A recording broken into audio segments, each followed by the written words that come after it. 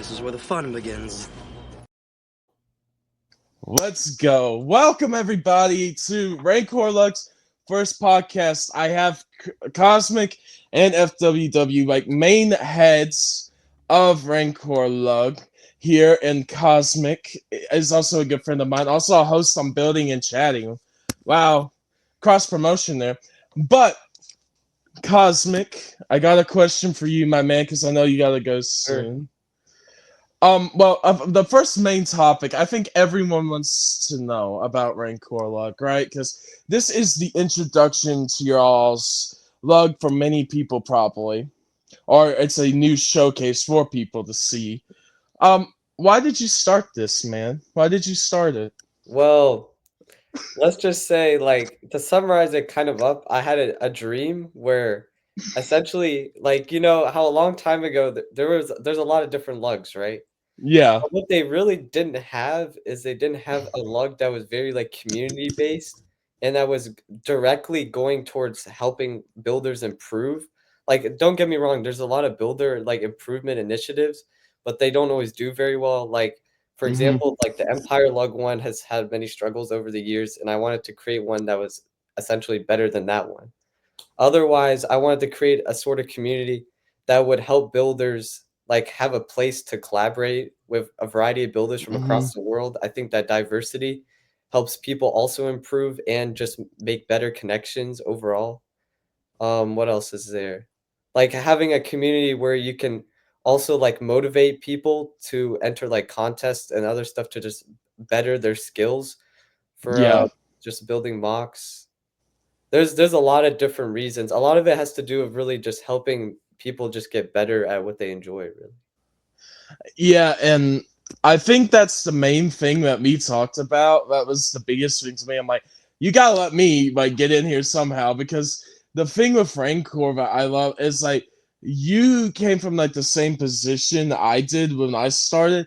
I was like, I just want to make people laugh. I want to help people get through some hard times. So if they just have something fun to do, fun to watch, whatever, and then of course, WM recommended the idea to do building and chatting, which is now we're almost halfway to 100, which is great. And that Good stuff. and it's like we're getting there. We're gaining. We keep gaining every day. It's like, and I'll tell you, it's like people are like, well, they expect to grow like the first few episodes. It's gonna take a bit. It's I a think slow process. it's a slow process, but I think it works out in the long run if you have the personality, but also the one thing I noticed, you just have to be a good person for this, because you have to like actually have a motivation to Well, it's do. not just that. You also Yeah, have to have the capability. mindset of perseverance and determination to power through all the Exactly, hardships you face. exactly.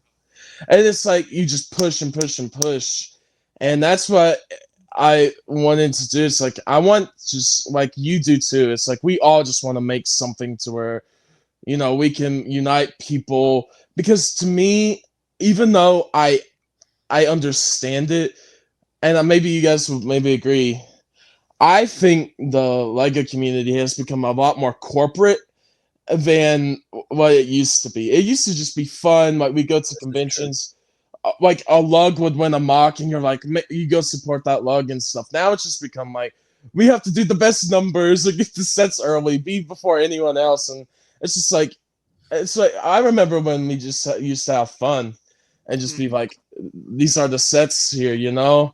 But or like we got a whole wave and like let's live stream it or build it together. It's just You mean like competition of business from Lego, right? well, and also I think even like YouTubers have. I think it's sometimes with YouTubers too, or lugs, is they kind of lose their soul a little bit and become more corporatized. Like they are more in it for the views and the money than it seems like they're having fun. Do you get what I mean? It I just mean, feel that's how it is in American society, like with social media and everything too. So well, I mean that's true too, but I'm just saying that it just feels like sometimes it just feels like a robot talking to you, like a walking ad, instead of like yeah, someone's actually interested. But that's all I mean. I mean, you should always value what you enjoy over Ex- like anything else because yeah, it will last the longest in time. But that's what I'm saying. You value this slug, but you want to make a difference. You want to do something good in the Lego space, and that's awesome. That's what I admire, and that's what I want to do too. And I think even FWW wants to do that. He wants to make a good place for his audience and good place for Lego builders as well. Because I've Yeah. talked to him while we've been in here. Very nice guy, and I think I've talked to him before, but maybe not.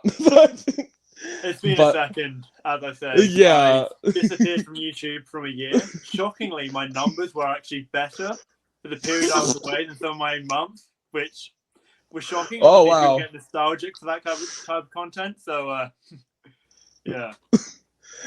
But the views were higher, but I was away. No, Dang. honestly, I've No, maintained about an hour, 2 hours a month on average for 12 months over disappearing. That's probably better than my first 2 years, which I was shocked no, that's by. good. That's good. I want to go to a question probably both of you because I think both of you can maybe answer this with how you feel about it. Um, the next question is, and we can pop it up or whatever, but it's basically an add-on to what Cosmics was. What do you want to, or like, what's the? Oh, well, I guess you kind of covered it already. I Well, not was really. I was just stating just main like objective points for why. Yeah, but I was like, what's the goal? Like, what do you want to accomplish with it? Is the main thing. Like, what do you want to accomplish? Like, with Rancor, what is the main like? What do you? I know a main thing is to be like, because you are all over the world right now with different countries and builders in different countries. What else do you want to do? Well, kind of like tying on that, we want to be able to display in a variety of places, which would help us grow Mhm. our influence, but also spread our ideals and goals throughout the world. Um, Otherwise, I feel like just maintaining a positive community without any toxicity or negativity really helps a lot of people nowadays. Since Lego can also be a mental hobby, like as it is partially for Yes. me. Mm-hmm. Otherwise, just being able to work on the business side more with like sponsors for having bigger projects displayed at conventions and Mm-hmm. having just larger collaborations that inspire and motivate the younger generation and other generations of builders to continue enjoying to build their hobby of Lego and to get more involved in the community. Yeah, I would say inspiration definitely is a big thing. Like the Mm-hmm. focus here is obviously as much as I'm focused on everything, the UK is my like big thing. That's where I've got all my projects. Recently we've had Seed, which was our first Mm-hmm. break, and that was purely for inspiration, kind of pushing for a massive thing. We want to no longer be kind of small displays. We want to have the big stuff to impress people. As I say, Seed, Yep. I might get corrected on this, is the largest Seed build that's ever been accomplished. That mock, when it was at its full completion, had over 60 base plates, took up too many tables to count.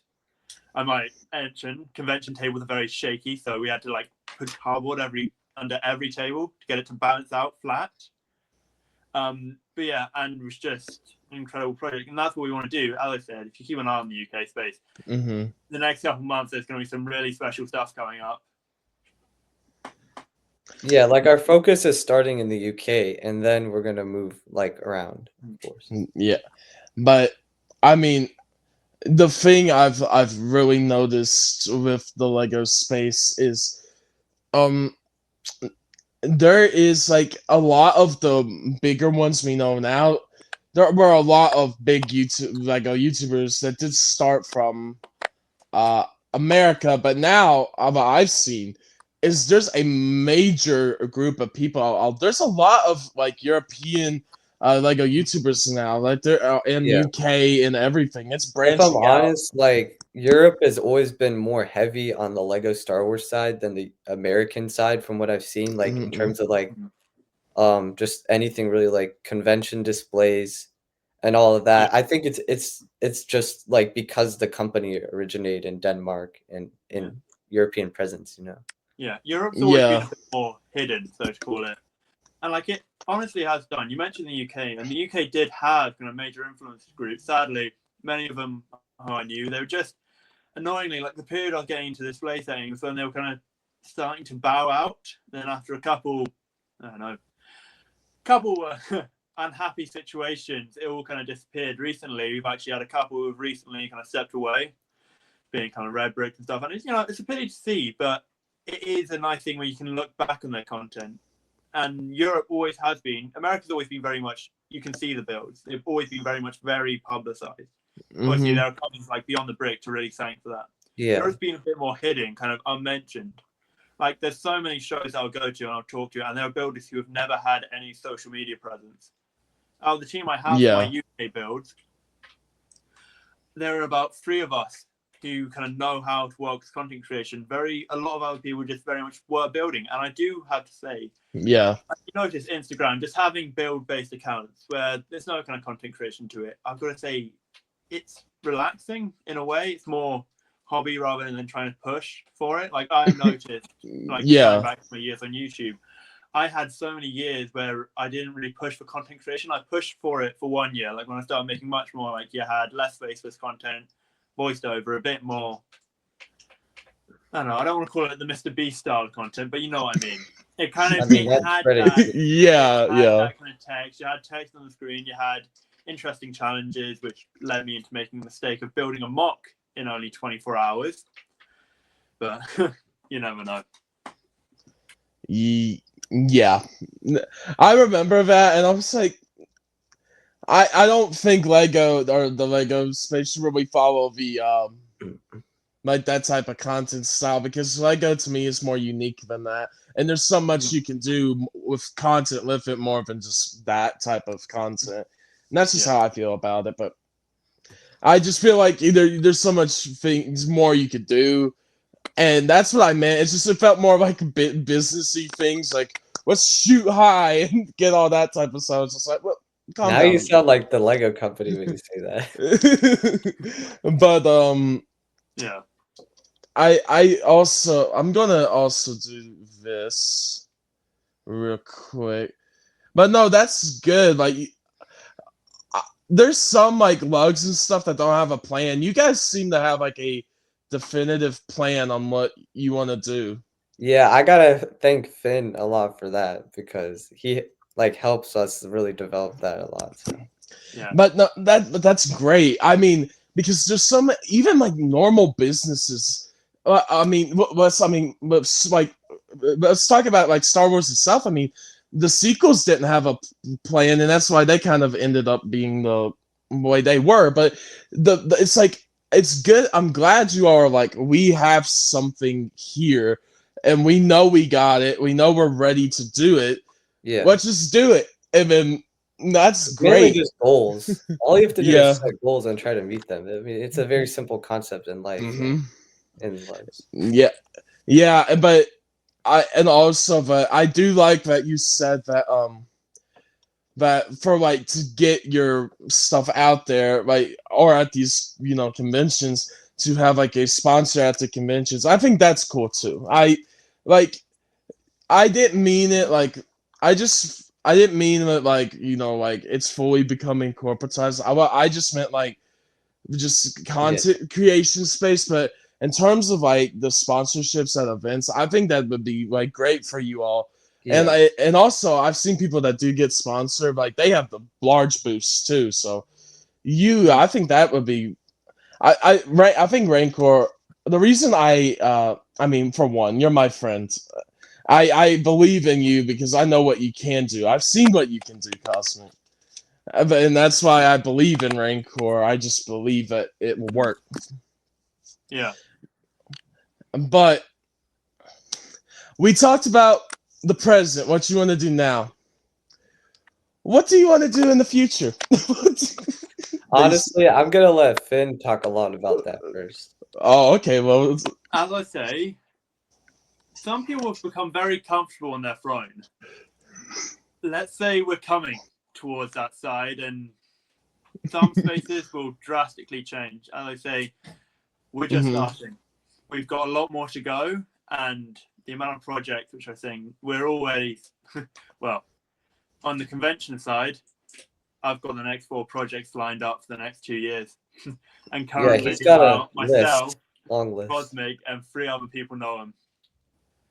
And that's not even including any convention company. So as I say, there is a lot coming. Yeah, not There- like the UK will have a lot, and then we're trying to do some stuff in Europe and the US that's more sophisticated. Yeah. Yeah, no, that's good. But it's like I know because you're like we can't reveal it. I get that, and I understand that for sure because you're just like this is what you want to do, and and only the important people know it, right? Only like the heads, and then people that you need to tell. But this Yeah, is how more much like the space. collaboration heads and then some of the higher admins. That's about it. Yeah. Yeah, What we and can feel for here, something that is unbeknownst to very few people. But recently we released our own mock competition. And that's done well. yes, It's going on Instagram. If you guys want to check it out, it's all there. All the information's laid out. We've got something quite special going on there. So don't you think it's a bit unfair sometimes? A mock competition goes in, you've entered your result, and then you wait 5 days, and then you just get 1, 2, 3. You've got no idea where you are. You get no idea where you've been placed. I'm going to say because I might have just crashed out there. No, I'm good. We have got something very special where any entry has a legitimate chance to win based on the viewers. So all the mock competition entries are going to go through a bracket system. Everyone will be paired up against an opponent, and everyone will be voted on. So we'll go through going from 16, 4, 2, you know what I mean? Yeah. So we're giving pretty much an open opportunity for anyone to win this. And it's really inspired because my big thing, which made, some stuff really possible, was I won a Clone Custom competition a year back where it had this bracket system and it inspired me from it. Honestly, like the difference it made when you saw like the anxiety of, not anxiety, the fun of seeing you've got here, you're kind of put up against someone else, will you make it through? And I gotta say, it got nail biting. I think to get into the final 3 for that competition, I got by with about 5 votes. 5 people changed the tide of that, and then I'm not going to talk about the fact that I outright won it by about 70 votes, but yeah. No, that's cool. But like the community gets to vote on it. We have a lot of sponsors tied in to give a lot of good prizes and benefits, and the judging will be very fair. Yeah. No, that's awesome. But I'm all like that is what we like to hear. Because even like when you have like what's to go with the Rancor Lug question and the future of Rancor, like that's what I love to hear. There is a plan. Like you all have stuff ready to go, and that's great because that just I think that's just more exciting for people too. It's like you're just like we know and we're going to do it and we can do it, and that's great. But I did write 4 questions because I know you had a limited amount of time, Cosmic. I didn't want to take, and I wanted to just get the basics of Rancor and how. But I did want to make a fun question here at the end because you are a Star Wars lug, Cosmic, and so I have a mock related Star Wars question. Okay. That's crazy work. I wrote some questions down. I wanted to be prepared, and I am writing the question into StreamYard right now. Just give me 1 second, everybody. All right, there we go. Perfect. You gotta have a little. But this is what I wanted to add. Is this one right? Well, there we go. Here, favorite Star Wars era to build from. Like, what do you like to make mocks from the most? Like, favorite era. Just for you all. I mean, because I know you have been doing your polling in the Rancor Lug servers for like what do people want to build from or what would you want to build, and which is really cool. I think giving people the choice of what mocks they want to build or the future of what build things from this era is great. But personally, what era do you all like to stick to? Like, which one do you like a Clone Wars era? Do you like prequel? I mean, original? For me, I like this is something that most people don't do, but I like a bit of everything. I just like Star Wars overall. I mean, I don't really have a preference now since I've been upgrading my collection. I have a bit of everything now too, so I mean, it opens a lot of opportunities. So I mean, Yeah. for me, I just don't really have any preference. I try to build a little bit of everything, give the audience a diverse selection of builds. No, that's great. But no, that's cool.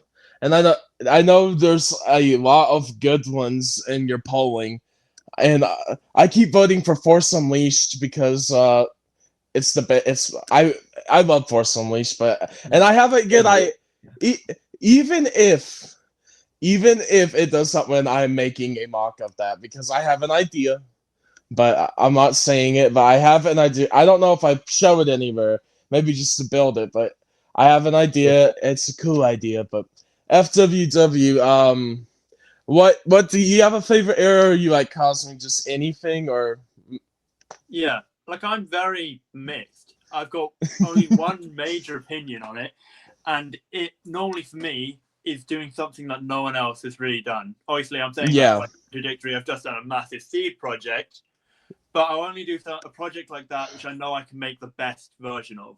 yeah, So very much I'll be doing more kind of interesting thing. Like I've got probably one of the very few Aldani builds made from Andor out there. ooh, And like a lot of my stuff, especially when I look at my old content, it was very much just having unique kind of more ideas, like taking a planet, but then adding a different base. So say like CAC I talked about earlier. That was just the idea of having a Geonosis with a kind of dark kind of stone grey base built into like a rock form, kind of massive cave running through it.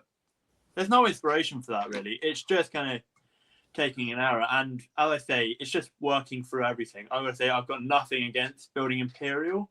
I used to build actually, not many people like it that much, but I used to build a bit of kind of resistance.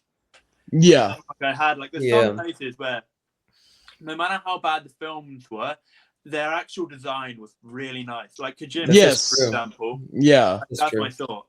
Like as much as I hate it, I love like looking at like say the costume design, especially for a lot of the characters from the sequel. Well, sequel. I agree with that. Yeah. I say like a lot of film. I'm personally on like a lot of the films that I'll watch for the aesthetic, less about the narrative. If you mean. Mm-hmm. So yeah, honestly, any era. Normally I avoid slightly more mainstream unless I'm going to completely knock it out the park. Yeah, but is there? I guess because you kind of answered the question for Bob, but I did want to ask. I guess it's connected to this. It's like a follow up of this question. But if you could, like, if you like had the power, just maybe just make what you want. Is there a particular era that maybe it's like a thing where it's like, is there an era of time in the maybe Star Wars universe that you feel has been underrepresented, or and not a lot of bit like there's not been a lot of builds for it, or it doesn't have to be an era, maybe a game or a show. Is there something that's been underrepresented in the mock building space? Is what there's a lot of stuff where I think there has been kind of missed opportunity for. Like one thing I think mainly, like my big thing when I was kind of really big into still doing a lot of stuff was Squadrons was a game where like if anyone remembers the hype around it back then, it was very much I thought building a ship, that's the perfect kind of thing, isn't it? Yeah. Like saying that, I'm already thinking of a really good collab build you can do with something from Squadrons. My only issue is going onto dead servers now is fun, but you know what I mean. Like I think there's always someone's always built something. There are always some errors which are overrepresented, and that's normally because of an influx of groups. Obviously, you say between the Empire and the Republic, you point at Dark Times and you can see there's a massive storyline to build. Same with a lot of the other people. So I think, I don't know. I can't think of anything off the top of my head. Long answer. But no, I like that. Like Squadrons has been very underrepresented for a lot, because even I like Squadrons, and I think you can make like a good idea, because the thing I like with Squadrons with like making a big ship is it gave you something that no other experience really gave, and you got to see the inside of the cockpit, and you got to see all the lights and how it looks. I think it would look great, like a detail, like maybe UCS type shit, but the detailed interior of like the Yeah. cockpit. You see all the lights and all the controls, like how it is. That Yeah. I do like. That's would be a cool idea. Cosmic, is there a show game era that you feel is underrepresented in Star Wars? If I'm going to be honest, this is kind of dropping part of a project we're going to be doing, but Old Republic is pretty underrated in my opinion. Like anything Old Republic, any of the games, any of the Star Wars history on the timeline hasn't been covered very much. Yeah, Probably due to I guess, how expensive everything is now, but I still think it deserves more recognition. Andor still hasn't gotten enough, I don't think.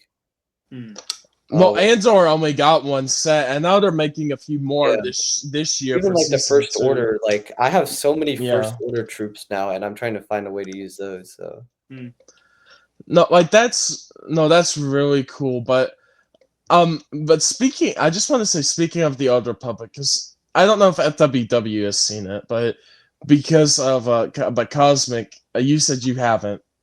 A Skeleton Crew. All I will say is there is hints that where they live is hinting back to the Old Republic era of Right. Star Wars. That's all I'm saying. If y'all haven't seen it yet, it's hinting towards that it could be an Old Republic era planet. That's all. And it's interesting. Yeah. But I'm very excited for where that show has to go. It's very interesting what they're doing with it. But I think Old Republic. Me and you talked about this a lot because me and you were talking about like when you were putting up the polls like Old Republic or Clone Wars and Force Unleashed. Yeah, I was like, dude, you got to do Old Republic. It's so underrepresented. Like I don't see a lot of mocks of Old Republic compared to like the new Republic or the Republic or like Mandalorian, Luke era stuff or the prequels. Oh, it's like I know like Revan and stuff, very expensive stuff, but Yeah, I mean, there's like there's a lot of main characters, but if you look at legends and non-legends, which is what I've been looking at, there's a lot of different possibilities to intertwine both, and then you can cover a lot of different things. But the figures and sets are just very expensive. And the last time a lot of Old Republic was built was like when I first started like building on YouTube, but it was like 2016 or something. It was like many years ago. I know and what was around 2016? That was around when Darth Revan and the older sets came out. Yeah, they were still. I only have one set, so yeah, they were still in the troops a little more. Yeah, they were still kind of in the zeitgeist. It was still in the zeitgeist a little bit because we had the sets come out just a few years before that, and then Revan came out like the year prior, I believe, because it was like 2015. Or it sounds like Skeleton Crew underrated. It was just all of the hype around that game. The fact that it's still being updated is incredible. Yeah, but I just feel you talk about the Old Republic, and I've noticed something though. Lego didn't have to do it. Yeah, but they did do it, and we have a Old Republic figure in the R2D2, which makes me think. I know those figures are like Lego would never make these in normal sets, but maybe is Lego hinting towards something that we could get something Old Republic later? Maybe I don't know. Yeah, but was looking for next year just in terms of Lego. Like we're getting a lot of stuff from older eras that we haven't had in a long time. Lots of Imperial stuff. Yeah. Also a lot of prequel too. It looks like prequel because they're saying a new MTT. Oh, really? Yeah. That excites me to see. Wow. Yeah, and like excites might be a hard word for an MTT. That feels like it's got to be a big set, right? Well, it's 150. I hope it's decent. They say it's 150. Yeah. Is that a leak or is that like actually? Like that's like a rumor leak type thing. Yeah. Okay. So yeah. Pictures moved around, but yeah. But I did want to get your all's opinion on one more thing. Because I don't know if you've seen it yet. What do you all think about this? I'm gonna type it in real quick because I I just need to get your all's opinion on this set. What and because I know that there's a lot of stuff that you all are talking about, like things you think are underrepresented, but this is one I want to get your opinion on because you're Lego Star Wars YouTubers, you like, and also mock builders as well in this space. What do y'all think about this? The $1,000 Death Star leak rumor. Rumor leak. Oh, that? Oh. Like, Well, The- I mean, I it's think- 1K is a lot in my opinion. it's a lot. Like, yeah, it better be, like, multi-compartment, pretty, like, large, have a good variety of figures and everything. Like, they Yeah, have to like, be I'm well gonna be balanced in all aspects. 1K is for custom to scale builds to an element. Like a 1K Ghost, that's a bit more niche, but like it's kind of that level where, as a mock builder, when you saw like $800 for a UCS 8080, Yeah. like that's honestly that kind of stuff. Yeah, it works. You've got custom options 2K, right? But Yeah. for 800 with all the Lego special parts to make it actual functional at that scale. But yeah, about 1K for a Death Star. I don't know. I'm expecting a full snot shield on it. Yeah. yeah. It's just, and there's been alternate things about it. They're saying it's Death Star 1, but some are saying Death Star 2. So I don't know which one it is, but but to end it off of like a fun topic is this. I think that's ridiculous. One, I will not be buying that day one. That's like, Well, yeah, 1K too, so. Yeah. That's 2 of the 2016 Death Stars. But I mean, you gotta think about what you can get with 1K, like in actual money value. Yeah, I would say it's really got to depend on how displayable it is for me. Like personally looking at it, there's some level of how far you can go. So obviously for mock building, when you see larger sets, there is some like inclination. Like say buying a Millennium Falcon or Razor Crest. For a mock builder, it can make minor sense because it is a really like a lot of the work that I do when I look at getting a new project, new kind of large build, is about having that awe factor. So having these massive sets, yeah, will work. But like an £1,000 piece of art, practically, is what we're talking about here. Yeah. It's got to depend on the design. The design's got to be super strong. And Exactly. that's really hard to do with a grey blob, like a grey circle. Yeah. So, like, I could think Starkiller base, I think, for 1,000. Like, if you think about the design of that, a planet split in half with a massive, like, arc reactor in the middle. Like, I could maybe see that. But, I don't know. It really, like, when it comes out, it's really going to be a debate. I mean, for like 1K, you can fund a whole like display project. Exactly. No, you can fund more of it a display project like that. Well, maybe for bigger ones, it's around that, but it's like so. Even if you have like multiple smaller mocks made by different people, it would still be cheaper to get a table and display those mocks than this. No, that's in this, but here in the States it would be, because the tables here are only like. I mean, it'd probably be even cheaper in the Exactly. UK a little bit too. Yeah. Well, yeah, probably. I will say one thing that will make you both mad. In the UK, we don't pay for tables. We get paid for using those tables. Yeah, So, that's the benefit. Enjoy that. Yeah. The builders technically get paid, which is how they should do it. But that's well, because we're providing works of art for the public to see. The public are paying to see this art. They're not paying to shop at events. So you know what I mean. I do think it is a bit mad that you guys have to pay to display there. Because the thing is, you're not physically there for monetary gain, so why should you be putting your own cash towards it? Even when you're covering, staying at a hotel, flying, driving, even the cost of moving the stuff over.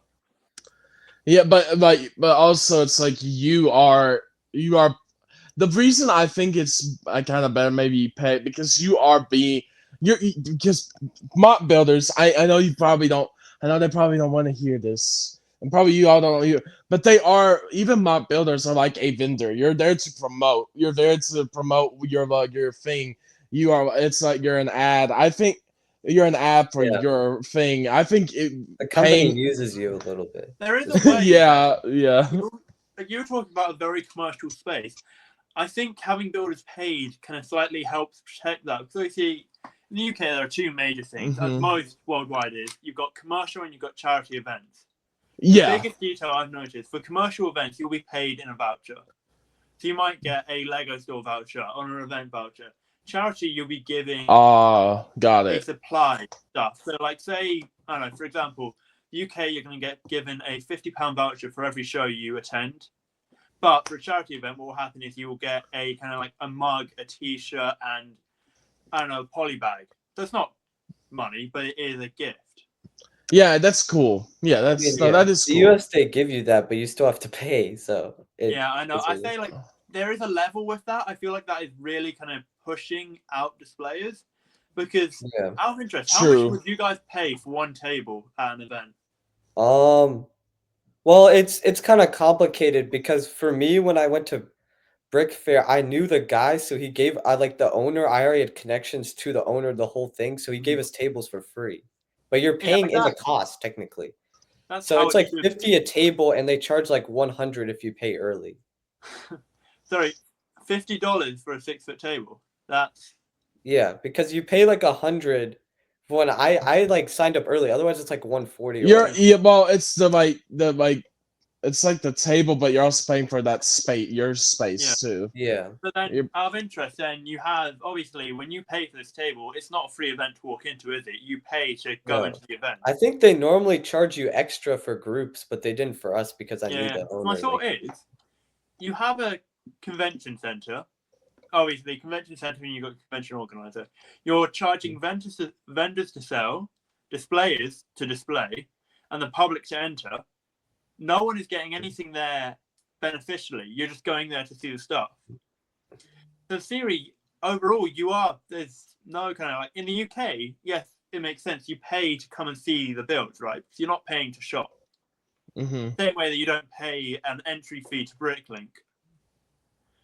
So I think there is a kind of level there where, like, I personally just don't agree with the fact that you have to, at least tables should be free and not paid. You know what I mean? Yeah. But at the end of the day, are you going to go to Brick Fair, Virginia, if you don't have your massive display, or you're really interested in kind of display there? I think that's why most of the builds there are like decently sized displays. And like the public doesn't notice it as much because obviously there is a lot. Like we are of the niche audience, we know the stuff. Like you could give me kind of a set name, and I'll know the year, and I'll know the use, and I'll know probably the current market price because that's just how it's been wired into us for the community. But a lot of the public, the kids want to go see a Lego event. The parents will just say, yes, X amount, that's fine. But it is just, anyway. Yeah. I mean, I think Chicago's worse because obviously it's harder to get to than Virginia for most people. But yeah. And also charge more, I think, because it's a better convention center. You pay more? Yeah. But also with Chicago too, it's like Chicago can be a very dangerous area sometimes. And but Chicago is the bigger convention, so that's why I think it appeals to more people. Well, they give you that hotel packaging, like package. You pay for the convention and the hotel or something. It's weird. I think that's that makes slightly more sense to me. Yeah. You pay to be at a convention, but then you're also getting you've got your hotel included. Like, say if you're paying I think that's for the hotel, though. If you stay there. Pardon? There's like the hotel you stay at, but it fills up quick, so. Yeah. Oh, well, it's the hotel part of the convention center, so the convention. It's all connected, yeah. Virginia has no hotel connected. Like, there is a hotel near it associated, but it's slightly different. Yeah.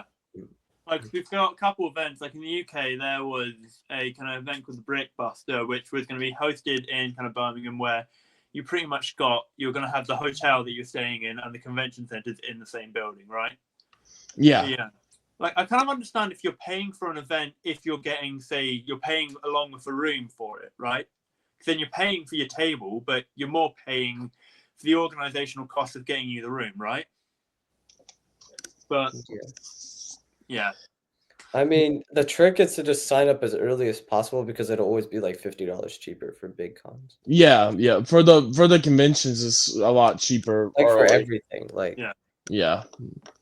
I guess also as well, like a lot of the conventions in the US seem to be, it's just one company will do one event a year, and it's kind of that. It's a passion project. Yeah, like the smaller events are not as good that I've been to. Some of them. Like obviously, the UK we've got a very different system. You guys are starting to get it. There's a company that's been going around doing more than one event a year. Where in the UK we'll have events which, like, say for example, we've got Brick Festival in the UK, which are doing pretty much 1, 2, 3 events every weekend. Like, Yeah, and the UK like they're way more consistent than us. and that's like something like from memory, something like talks of like this year there were over 40 different weekends of events. Most of them was 2, like with 10% of them was 3. Out of the numbers there, you're looking kind of hundreds or over 100 at least events a weekend, and there are 2 of these companies doing this. You've got Brick Festival and National Brick. Both of them are kind of pushing it out. So on average, every weekend in the summer, there will be at least 4 Lego events that one weekend. And some of them get like narrowingly close. You're talking about maybe 1.5 miles apart from the 2 of them. So, like in the US, we have different companies. Like, so a lot of them appeal to younger kids that I went to some of their events, and they weren't as good. yeah, Like it was more individualized, but like the only big 2 are like Chicago and the Brick Fair. yeah, yeah. It's by state, of course, but those are the biggest ones by far. The thing is, yeah. To make your money, it has to be aimed at the kids, really, because the kids are much more amassed than us. So yeah. Plus, like, I always find it funny. There's one event in the UK in London, the London Brick Festival, where you'll get it, and it's the weirdest thing because it's late October. So it's around the time where maybe if the kids want a set, dad or mum might say, Christmas gift, right? So I'll see a kid walking out with a set that maybe retailed for 80 when it released, when the vendor just sold it to them for about £300. And it's mad just seeing these kids walking around with these boxes, which you know how much. Like, I remember timing it, and I'm pretty sure I saw at least 2K walk past me in about a space of 3 minutes with little kids. That's why I'm careful when buying Lego these days. Yeah. No, but no, I mean, we even got more. I mean, just because of we were talking about that, we got actually more into dynamics of the convention space, which I didn't think we were going to do, but I think that was good because we're talking about like the differences between, you know, how you know it will be in the UK for the UK people and US for US, but it's just UK is obviously more appealing in my opinion, like just because they care more about their builders, like with the vouchers and everything. Yeah. So yeah. The UK are set up like these people are working for this company. Where I think the US, like say Brick Fair, Chicago, it's maybe once a year you take in a decent amount of cash, but in reality, it is your passion project once a year. These companies will be doing it. In the UK, it's become a full-on kind of business. Mm. Yeah. Like, funny enough, one of these companies is actually opening a Lego museum. They've actually got something there which is funny subject that I might be actually showing up to that in the next couple of days. So I'll let you guys know if I'm ever back on this. What the UK's first Lego museum near enough London. I'm not going to fact check myself there because I'm probably wrong, but the first Lego museum run by an event company is like in the UK. Yeah, good stuff. That's cool though. I mean, the Lego museum is cool, and I think needed to happen. Not many of those, no. There's not many, but the thing is there's so much history, especially with like in Europe. But there's so much history of Lego over there. And I mean, we remember this if we've all seen the, you know, documentaries on Lego and everything. But you know, like even like before bricks, they were wooden toys and wood and stuff. It's just like there's so much history there with Lego that it's unreal how much there is. Yeah, like last year. Actually, sorry, no, this year during the summer, I actually spent a bit of time in Billund going around it. And when I say going around it, you pretty much do Lego in a water park because that's the only stuff there is. There's apartments, which I'm pretty sure are 90% Lego employees. How it works is you've got your airport, 2 minutes away, you've got like a kind of water park, a bit like Vegas kind of thing. It's like made for kids. Yeah. You've got, like, loads of indoor restaurants. It's a really weird thing because you're constantly under light and like an RV park. 2 minutes away from that is Legoland. So keep in mind, from the airport, like 5-minute walk away, you're at Legoland. Then Lego House is just 10 minutes away in like the center of Billund. You could pretty much get a bike and go everywhere in Billund in about 20 minutes. That's cool. Yeah. Yeah, Germany's big on Lego. I remember when I visited, they have a lot of Lego stores that are pretty packed. Yeah, like I remember what was quite funny in Billund was because obviously I was there. You guys know about First Order Brick, someone who's recently actually got hired by Lego. He posted a photo on his page of their company like dinner or a celebration meal. Yeah. It was in this water park kind of Vegas area, and that's like the highest standard of food you get in Billund. Yeah. Dang. As I say, there's 5 restaurants there. 3 of them are owned by Lego, 2 by a water park, and 1 is an independent pizzeria. That's crazy. Yeah, honestly, Billund is just Lego. Like, you stand on top of the Lego house. Yeah. There are about maybe 6 apartment blocks, Legoland, this water park, and the airport. That's all there is in that entire site. Yeah, I know Berlin has some big cons too. Like, there's a German group that There's I connected with that they say Berlin has like a big influence. Yeah.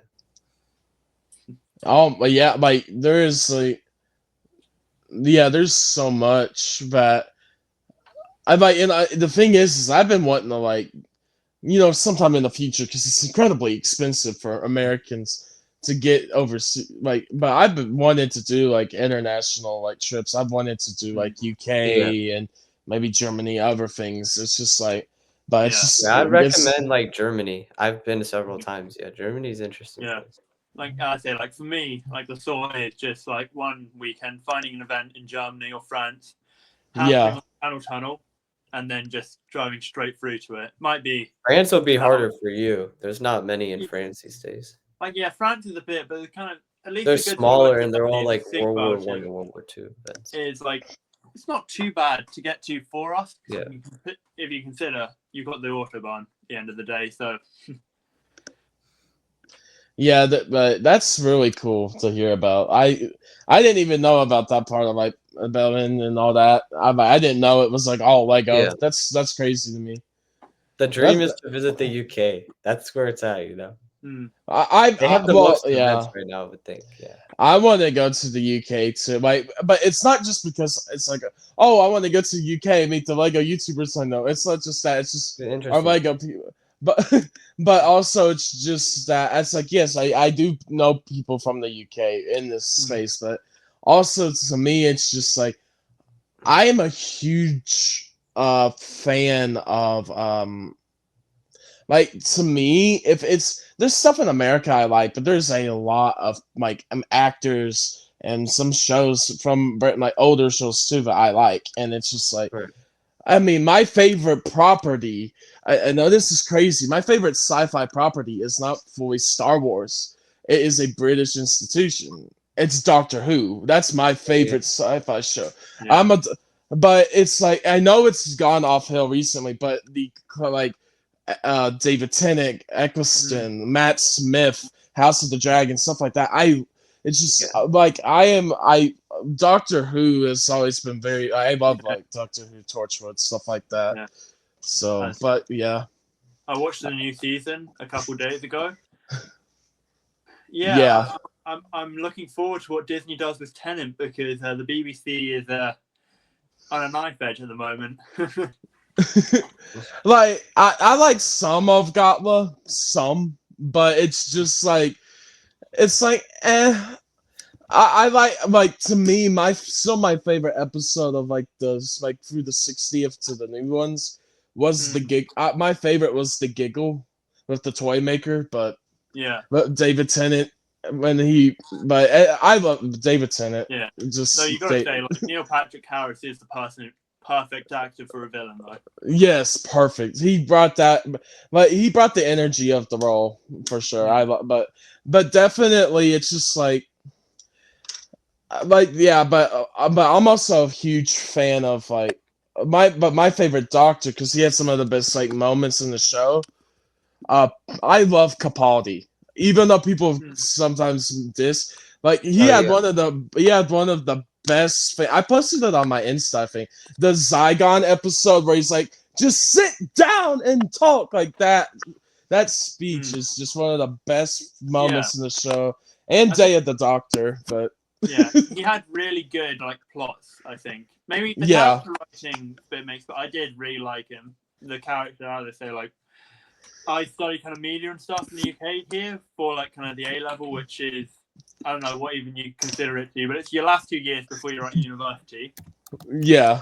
And it's just like, I do have to agree, like that Eccleston period really did have just nice design overall for it. Some of the other Doctor Who felt very BBC. Eccleston did have a special touch to it. Yeah, but that's why it's just I am invested in some UK stuff, and that's just there's some good actors and things, but definitely like David Tennant, that era can't be matched with some. But Tennant and Smith were some of the best eras. I mean, but Eccleston was my first, and he's still one of my favorites. I love it. Eccleston deserved better. That's all I'll say. He just deserved better than what he got. But yeah. All right. But Cosmic did say he texted in the private chat. He's like, "Boys, I gotta head out soon." Yeah, you know the other viewer. So I think this will probably be the end of the first Rancor Lug podcast. Thank you all for watching this episode, and we will talk to you later. But also, I want these guys to promote their stuff. Where can people find you as well? I know this is going on Rancor and maybe building and chatting too, but where are you guys? What do you want to promote mainly? We will overload the comments and all of the info with loads of links. But if you want to check us, it's Instagram, YouTube. Check all of that. You can get to the Discord. And if you're interested about the competition we were talking about earlier, all of the information now is on our Discord or across a very long series of Instagram posts, which I spent way too long designing. Yes, we're very specific. Check out the contest. We'd appreciate a lot of entries. Yeah. Sounds good, guys. All right, well, guys, that is the end of the first Rancor Lug podcast. We hope you enjoyed it, and thanks to you guys for coming on. I know we're planning to have more guests on, a lot more of the admins, a lot more of the people that build and builders or admins of the servers and stuff. But yeah, we will see you next time for episode 2, whoever that may bring. But yeah. And whatever that may bring, but talk to you all later. Bye, everybody.